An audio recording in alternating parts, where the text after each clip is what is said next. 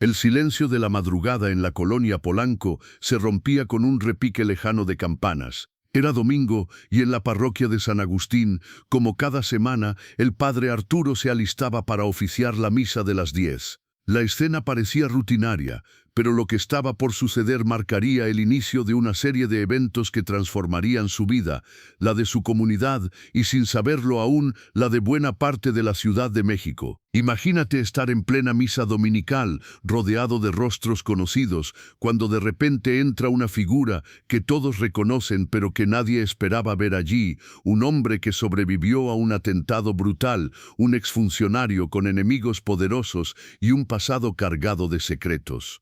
Eso fue exactamente lo que ocurrió aquella mañana cuando Omar Harfuch apareció en la iglesia de San Agustín. Lo que parecía una visita casual a la misa se convertiría en el inicio de una alianza improbable entre un sacerdote, un exsecretario de seguridad y una comunidad que, sin quererlo, se encontraría en el ojo de una tormenta de fe, política y crimen organizado. El padre Arturo llevaba más de 30 años entregado a su ministerio. A los 58 años había aprendido a leer no solo las escrituras, sino también los silencios de la gente. Sabía cuándo una madre se acercaba a pedir por un hijo desaparecido, cuándo un comerciante estaba al borde de la ruina, cuándo un joven buscaba en la parroquia un refugio de la vida dura de la calle. Su fe era sencilla, sin adornos, y quizás por eso misma resultaba tan convincente para los feligreses. Esa mañana, la iglesia estaba más llena de lo habitual. Manuel, su sacristán, se lo había comentado con una mezcla de sorpresa y orgullo. «Padre, parece que su homilía sobre la reconciliación de la semana pasada corrió de boca en boca. Nunca había visto tanta gente en un domingo común». El sacerdote sonrió, ajustándose la estola. «No es mi voz la que los llama, Manuel. Es otra voz, más profunda que a veces habla a través de nuestras palabras». Mientras afinaban los últimos detalles, Laura Navarro, encargada de eventos parroquiales, entró apresurada. «Padre, afuera hay periodistas y demasiada gente que nunca había visto aquí. Algo raro pasa». Arturo frunció el ceño, pero no perdió la calma. Era un hombre acostumbrado a que lo inesperado se colara en medio de lo cotidiano. Lo que no imaginaba era que al abrirse las puertas y comenzar la misa, 3 hombres armados, con discreción pero armados al fin, entrarían primero, seguidos por Omar Harfuch.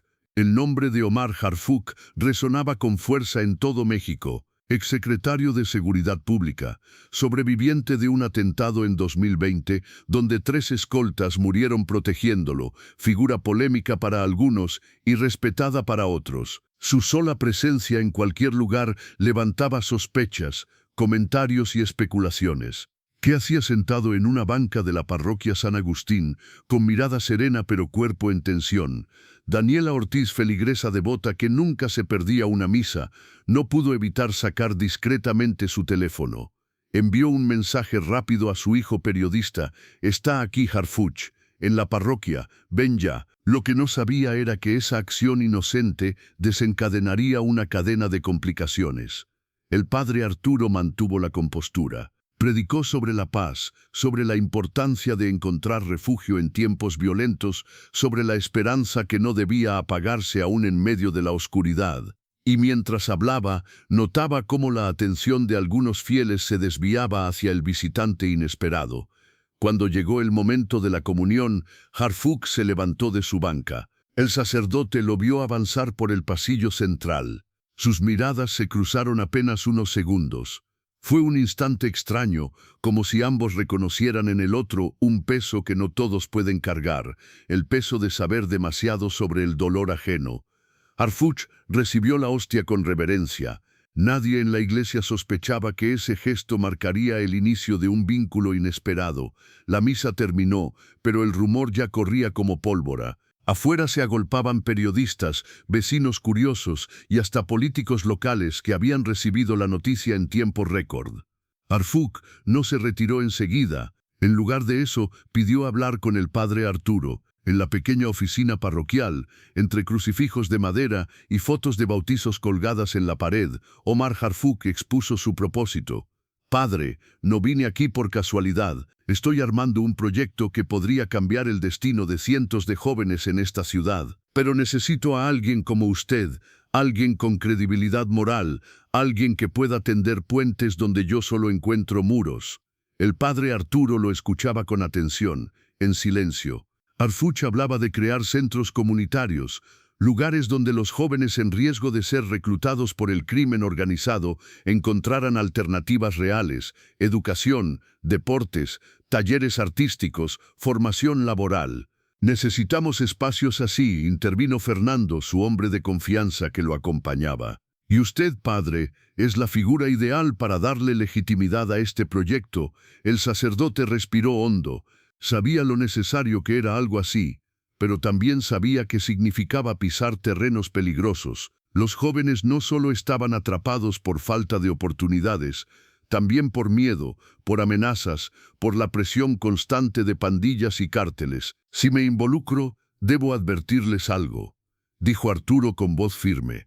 Los jóvenes desconfían de las autoridades. Han visto demasiadas promesas incumplidas, demasiada corrupción. No será fácil. Precisamente por eso lo necesitamos, respondió Harfuch. Usted habla su idioma. Usted puede conectar donde nosotros no. Antes de que la conversación pudiera avanzar más, Manuel entró agitado. Padre, periodistas están tratando de entrar. Dicen que saben que el señor Harfuch está aquí. La calma del momento se quebró. Fernando se tensó, dispuesto a evacuar por la puerta trasera, pero Harfuch negó con la cabeza. Huir solo levantará más sospechas. El padre Arturo pensó rápido. Condujo a sus visitantes a un jardín interior poco conocido, mientras él salía a enfrentar a la prensa. Amigos, el señor Harfuch tiene derecho como cualquier ciudadano a asistir a misa. Esta parroquia está abierta para todos. Su respuesta fue diplomática, pero dejaba más preguntas abiertas que respuestas cerradas. Esa noche, Arturo repasó en su oficina la carpeta que Harfuch había dejado. Planos, presupuestos, cartas de intención de fundaciones y empresas privadas. El proyecto se llamaba Esperanza Urbana. 10 centros comunitarios distribuidos en las zonas más vulnerables de la ciudad. Recursos garantizados para 2 años. Infraestructura lista en 7 de las ubicaciones. El sacerdote sintió una mezcla de entusiasmo y temor. Era el sueño de cualquiera que trabajara con jóvenes, tener espacios dignos, seguros, con recursos reales, pero también era una puerta abierta a riesgos que él conocía demasiado bien. El teléfono sonó. Una trabajadora social le pedía que acudiera al hospital. Un joven llamado Daniel, expandillero a quien el sacerdote había ayudado meses atrás, estaba herido de gravedad tras un ataque. Apenas podía hablar, pero alcanzó a decirle algo inquietante. Padre, saben del proyecto con Harfuch. Dicen que no lo van a permitir. Esa noche, mientras salía del hospital, Arturo entendió que el proyecto ya estaba en la mira, y que los enemigos no eran teóricos sino reales, con nombres, armas y territorios.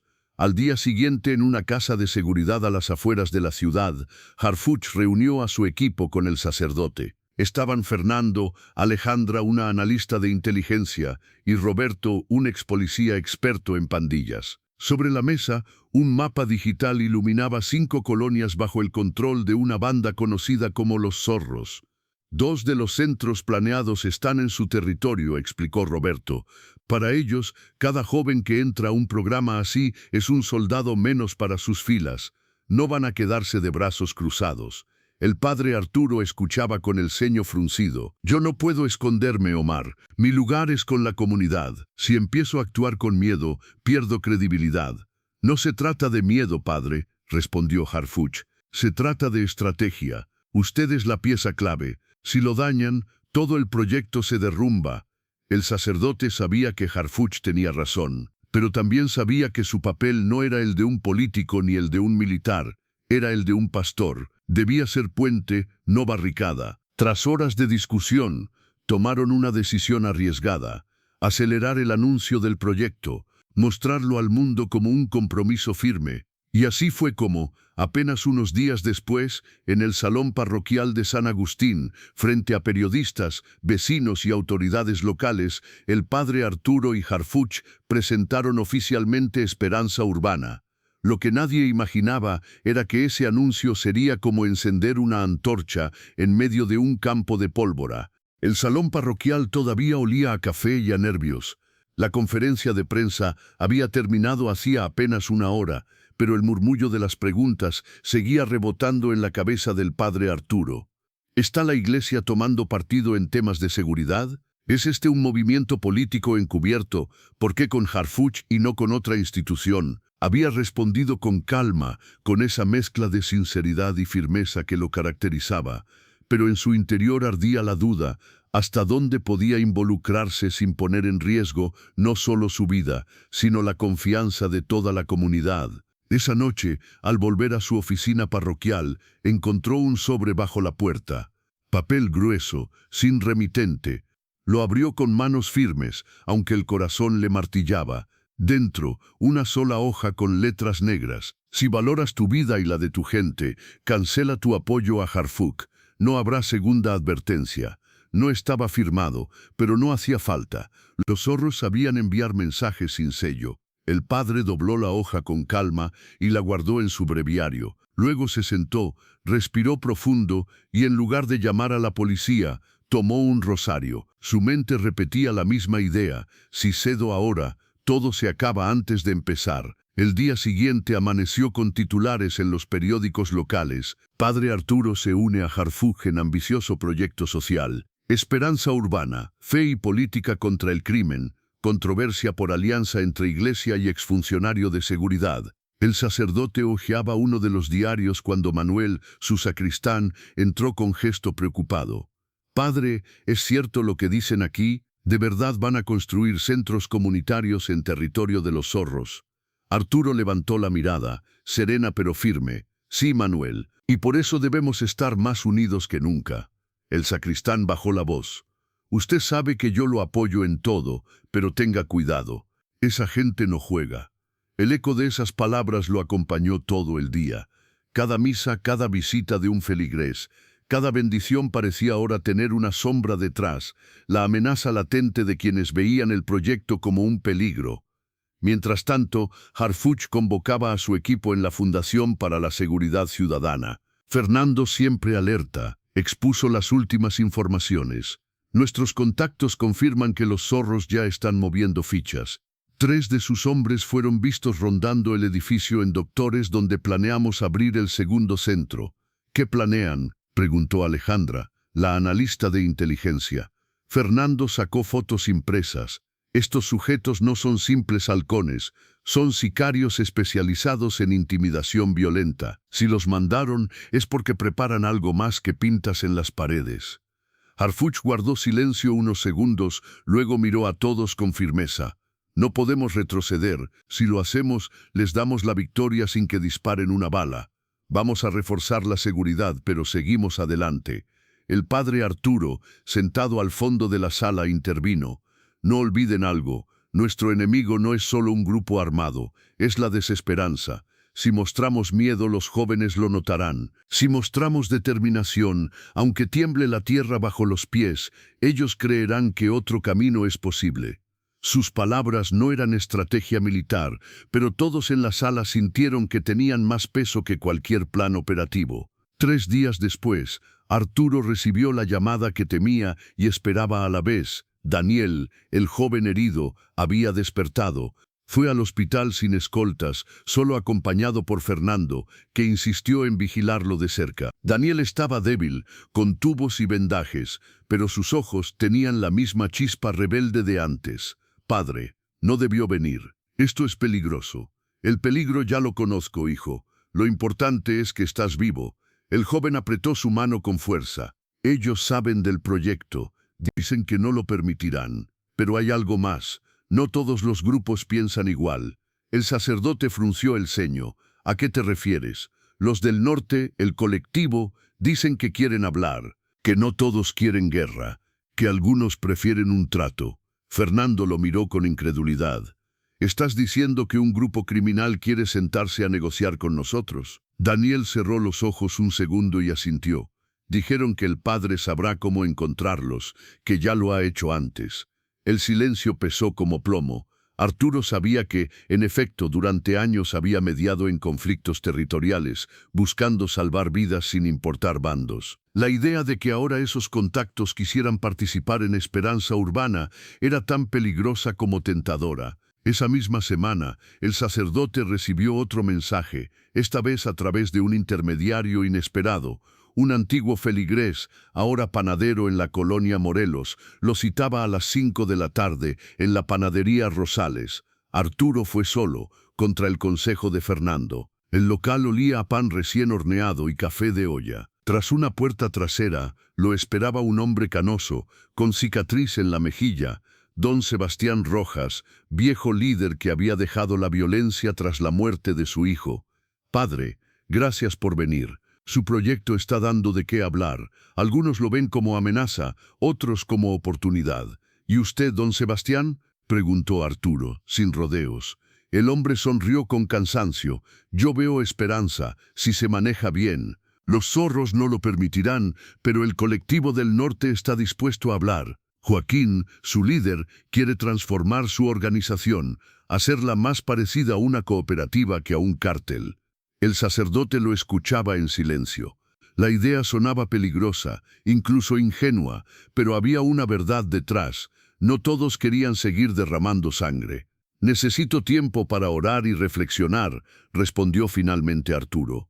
No tarde demasiado, padre. Los zorros se mueven rápido. Cuando salió de la panadería con el olor a pan aún pegado en la ropa, el sacerdote comprendió que estaba frente a un dilema histórico. Aceptar la colaboración de un grupo con pasado criminal para salvar a los jóvenes o rechazarla y enfrentar una guerra frontal contra los zorros. Días después, en un rancho discreto a las afueras de la ciudad, ocurrió la reunión más improbable. Harfuch, el padre Arturo, Fernando, don Sebastián y Joaquín, líder del colectivo del norte. Joaquín no era el estereotipo del criminal ostentoso. Vestía sencillo, hablaba con calma y sus ojos reflejaban cansancio más que soberbia. No buscamos impunidad, dijo, solo pedimos que los centros sean neutrales. Nosotros pondremos seguridad, garantizaremos que nadie los toque. A cambio, ustedes ofrecen oportunidades reales a nuestros jóvenes. Fernando frunció el ceño. ¿Y qué ganan ustedes? Respeto, estabilidad. La posibilidad de que nuestros muchachos encuentren un camino que nosotros no tuvimos. El padre Arturo tomó la palabra. Un centro piloto, uno solo, en su territorio. Si funciona, podremos replicar, pero con una condición: el proyecto debe mantenerse limpio. Si lo usan para encubrir violencia, se acaba todo. Tras horas de discusión, llegaron a un acuerdo frágil, casi imposible. El primer centro piloto de Esperanza Urbana se abriría en la colonia Vallejo, bajo la discreta protección del colectivo.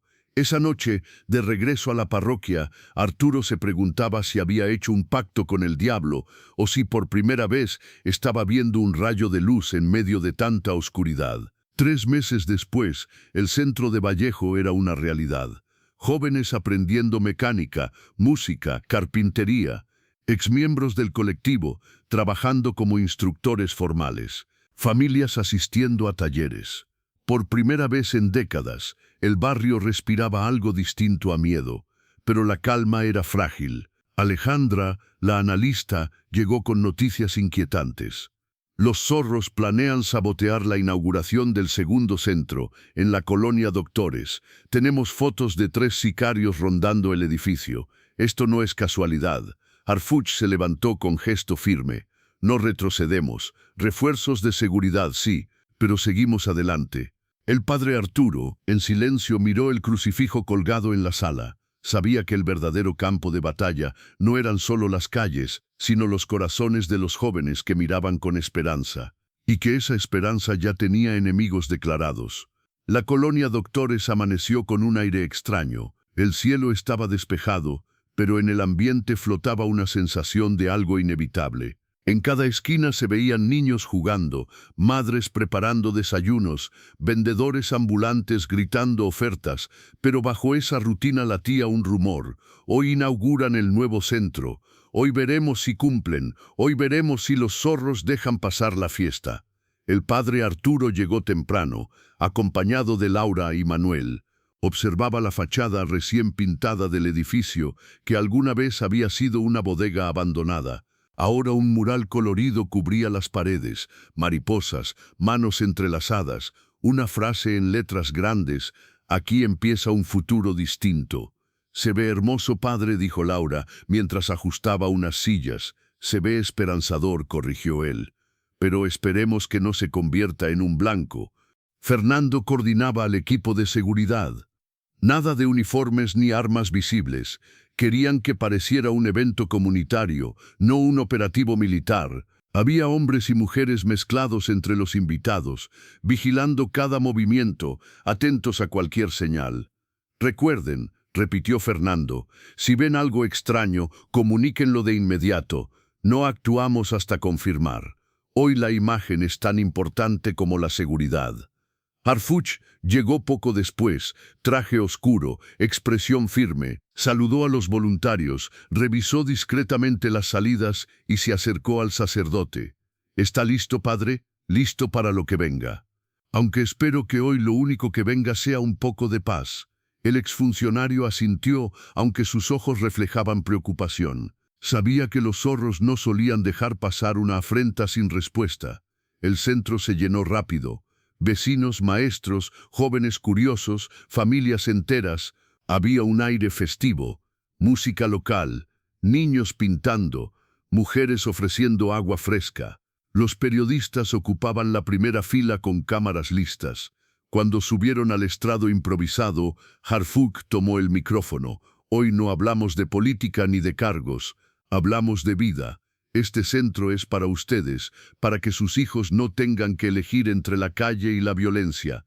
El aplauso fue fuerte, sincero. Luego se dio la palabra al padre Arturo. El sacerdote miró el rostro de la gente. Jóvenes con tatuajes recientes, madres con ojos cansados, niños que no entendían del todo pero que sentían la emoción del momento.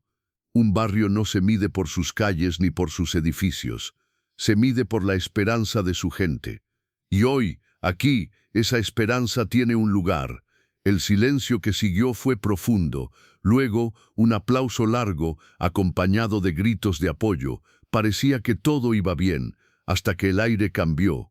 A media inauguración, un ruido metálico sonó en la calle lateral, como si una camioneta hubiera golpeado un bote de basura. Dos hombres se asomaron desde la esquina. No eran vecinos, no eran curiosos. Eran ojos duros, pasos firmes. Fernando lo notó al instante.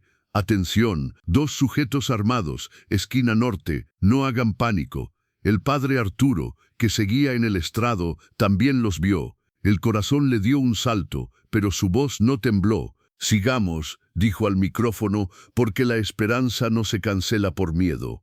La gente lo miró confundida, algunos asustados, otros intentando entender. Los hombres avanzaron unos metros. Y entonces ocurrió lo inesperado. Una tercera figura apareció detrás de ellos. Joaquín, el líder del colectivo del norte, acompañado de dos de sus hombres. Con calma, se acercó a los intrusos, habló en voz baja y los tomó por el hombro. Los dos hombres dudaron, miraron alrededor y, contra todo pronóstico, retrocedieron hasta perderse en la esquina. El evento no se detuvo, la música siguió, los discursos continuaron, pero todos los presentes sabían que habían estado a segundos de una tragedia. Minutos después, en una sala trasera del centro, Harfuch encaró a Joaquín.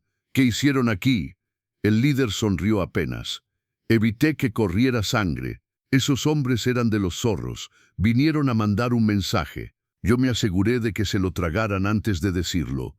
«¿Y por qué ayudar?», preguntó Fernando desconfiado. «Porque si el proyecto fracasa, todos perdemos. Y yo no vine a perder». El padre Arturo intervino.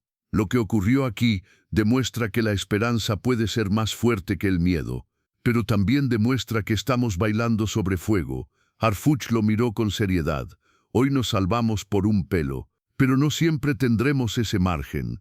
Debemos estar preparados». Esa misma noche, un video comenzó a circular en redes sociales. 3 hombres encapuchados, con armas visibles, hablando con voces distorsionadas. «Esto va para el padre Arturo y para Harfuch. No se metan donde no los llaman. El agua de este río ya tiene dueño. Si siguen, el siguiente mensaje será con sangre. El video se viralizó. Los noticieros lo transmitieron en bucle. La prensa preguntaba, ¿puede un proyecto social sobrevivir cuando está bajo amenaza directa del crimen? El padre Arturo recibió llamadas de superiores eclesiásticos. Algunos le pedían prudencia, otros lo felicitaban por su valentía, pero él sabía que la línea era delgada. En su parroquia, al terminar la misa de la mañana, se acercó una mujer con lágrimas en los ojos. «Padre, no cierre el centro. Mi hijo ya estaba inscrito para el taller de carpintería. Es lo único que lo mantiene lejos de la calle». Ese ruego le confirmó que, pese al miedo, no había marcha atrás. Esa semana, el padre se reunió de nuevo con Harfuk y su equipo. «La pregunta ya no es si debemos seguir», dijo Arturo. «La pregunta es cómo hacerlo sin que cada inauguración sea un campo de batalla». «Necesitamos más apoyo institucional», respondió Alejandra. «No basta con voluntarios y seguridad privada. Si pedimos más policías, se convierte en operativo político», replicó Harfuk, «y eso mata el espíritu del proyecto». El sacerdote reflexionó un momento. «Quizá debemos buscar aliados donde nadie busca. Hay líderes comunitarios que no son santos, pero que pueden ser puentes». Fernando lo miró serio. «Está sugiriendo más acuerdos con gente como Joaquín». «Estoy sugiriendo que la paz se construye con lo que hay, no con lo que soñamos tener», respondió el padre. La frase quedó flotando en el aire. Una semana después, cuando los talleres del centro de doctores estaban apenas comenzando, apareció un grafiti en la fachada. «Esto es solo el principio. Seth, los vecinos lo vieron al amanecer. Algunos lo borraron de inmediato. Otros lo fotografiaron. Para muchos era una advertencia, para otros un reto». El padre Arturo, al llegar, se quedó frente al muro unos segundos. Luego tomó un rodillo y comenzó a pintar encima. Poco a poco, niños, jóvenes y vecinos se unieron a él. En una hora, el grafiti había desaparecido. En su lugar, pintaron un sol naciente. Ese día entendió que la verdadera fuerza del proyecto no estaba en Harfuk, ni en él mismo, ni en Joaquín, estaba en la gente. En esa decisión colectiva de no dejar que la sombra tuviera la última palabra. El grafiti había desaparecido, pero la memoria del mensaje seguía viva en el aire. Cada vecino que pasó frente al mural nuevo lo miraba con dos sentimientos al mismo tiempo: orgullo por haberlo pintado ellos mismos y miedo por saber quién lo había escrito la noche anterior. El padre Arturo, al ver a los niños jugando de nuevo frente al centro, entendió que esa contradicción era parte de la vida en esos barrios. La esperanza nunca caminaba sola, siempre iba acompañada de la sombra del miedo. Los periódicos hablaban del episodio con titulares exagerados. «La guerra por la esperanza», «Los zorros desafían a la fe y la seguridad». Algunos columnistas se preguntaban si lo que estaba ocurriendo no era un simple choque entre pandillas disfrazado de labor social. El sacerdote los leía en silencio y doblaba las páginas con calma, consciente de que la opinión pública podía ser más peligrosa que cualquier pistola. Esa misma semana, en la Fundación de Seguridad, Harfuk recibió información que lo puso en alerta. Un político local, con aspiraciones a la jefatura de gobierno, había comenzado a hablar en privado de los riesgos de mezclar iglesia y seguridad. Lo decían como si fueran palabras sueltas, pero el mensaje era claro. Alguien en el poder veía a Esperanza Urbana como un obstáculo. El padre Arturo fue citado a una reunión con un alto funcionario de la arquidiócesis. Lo recibieron en una oficina amplia, con crucifijos dorados y retratos solemnes.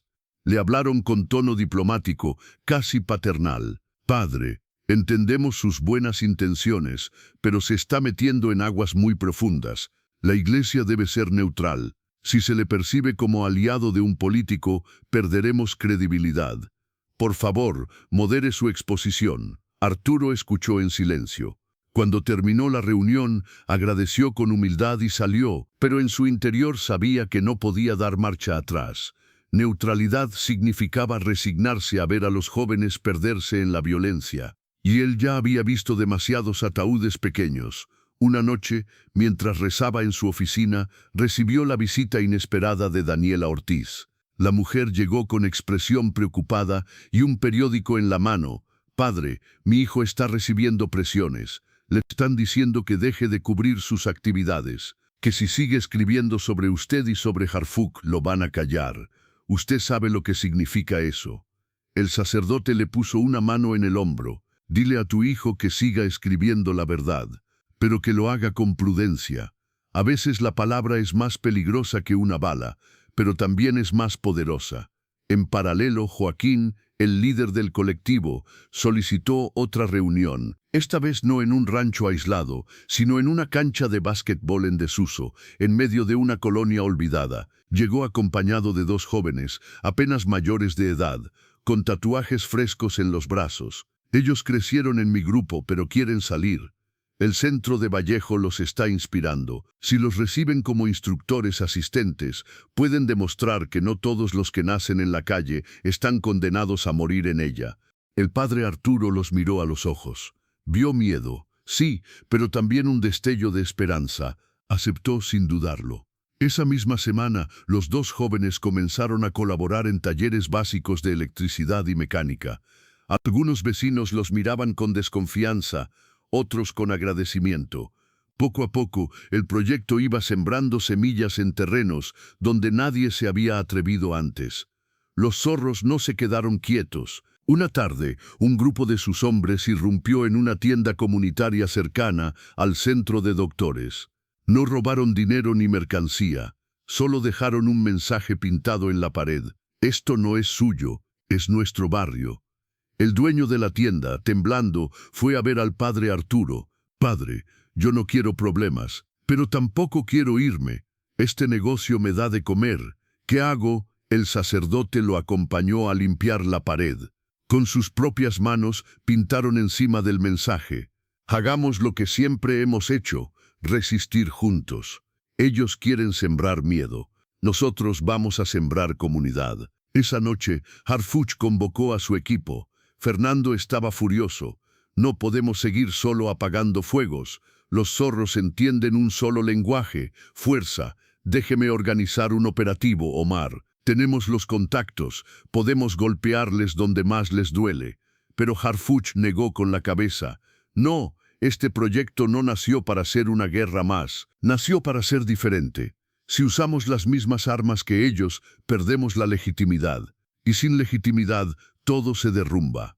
El padre Arturo lo respaldó. «El enemigo no es solo un grupo de hombres armados. El enemigo es la desesperanza. Si nos convierten en otro frente de guerra, ellos ya ganaron. Tenemos que ganar con algo distinto». El siguiente domingo, en plena misa, ocurrió algo inesperado. Entre los asistentes había un hombre desconocido, con ropa sencilla y gorra baja. Cuando llegó el momento de la comunión, se acercó al altar. Al recibir la hostia, susurró apenas audible: «Tenga cuidado, padre, los zorros planean algo grande, no confíe en nadie». Luego se marchó antes de terminar la misa. Ese aviso inquietó al sacerdote. Lo compartió con Harfuch, quien de inmediato ordenó reforzar la seguridad en los centros. Alejandra rastreó rumores en redes sociales y foros locales. Encontró menciones a un plan para incendiar uno de los centros como advertencia. No había detalles, pero la amenaza era real. La inauguración del tercer centro, planeada en la colonia Guerrero, se convirtió en un dilema. Cancelarla significaba mostrar debilidad. Mantenerla sin precauciones era un suicidio. Después de largas discusiones, decidieron seguir adelante, pero con medidas estrictas: acceso controlado, equipo de vigilancia encubierto, rutas de evacuación diseñadas. El día de la inauguración, el ambiente estaba cargado de tensión. Vecinos entusiasmados se mezclaban con hombres y mujeres atentos a cualquier movimiento extraño. El padre Arturo subió al estrado y habló con la voz clara: «La violencia nos ha robado demasiado. No dejemos que también nos robe la esperanza». En ese momento, una motocicleta pasó frente al centro a toda velocidad. 2 hombres lanzaron un objeto envuelto en tela hacia la entrada. Un segundo después, una explosión de humo negro cubrió el lugar. La gente gritó, corrió, se agachó. Los equipos de seguridad reaccionaron de inmediato, sofocando las llamas que apenas habían alcanzado un par de cortinas. Cuando el humo se disipó, el centro seguía en pie. Nadie estaba herido. El ataque había sido un espectáculo, una amenaza teatral, pero suficiente para infundir terror. El padre Arturo se adelantó entre la multitud. Levantó la voz. «Ven, querían asustarnos, querían que corriéramos. Pero seguimos aquí, el centro está de pie, nosotros también». El aplauso que siguió fue espontáneo, poderoso, casi desafiante. Los zorros habían querido imponer miedo, pero habían terminado encendiendo una chispa de resistencia aún mayor. Esa noche, Harfuch se reunió a solas con el sacerdote. Tenía el rostro serio, marcado por la preocupación. «Padre, tenemos que hablar claro, esto ya no es solo un proyecto social. Esto se está convirtiendo en un campo de batalla simbólico. Y los símbolos, en México, son más poderosos que las balas. Si caemos, no solo perdemos un centro, perdemos la narrativa. Y si la perdemos, ellos ganan todo». Arturo lo miró fijamente. «Entonces no vamos a caer. Pase lo que pase, seguiremos adelante. Porque cada joven que entra a un taller es un muro menos que ellos pueden levantar». Harfuch asintió lentamente. «Entonces prepárese, padre, porque lo que viene será mucho más duro que todo lo que hemos enfrentado hasta ahora. Porque cada vez que alguien elige seguir adelante, aunque tenga miedo, está demostrando que la esperanza puede ser más fuerte que la violencia». El padre Arturo y su comunidad entendieron que no se trataba de ganar una guerra, sino de defender la posibilidad de un futuro diferente, aunque el presente estuviera lleno de sombras. Y tal vez esa sea la lección más grande. No necesitas tener poder ni influencias para cambiar tu realidad. Solo necesitas la decisión de no dejarte arrebatar la esperanza, aun cuando todo parezca en contra. Suscríbete al canal y cuéntame en los comentarios qué significa para ti defender la esperanza en medio de la adversidad.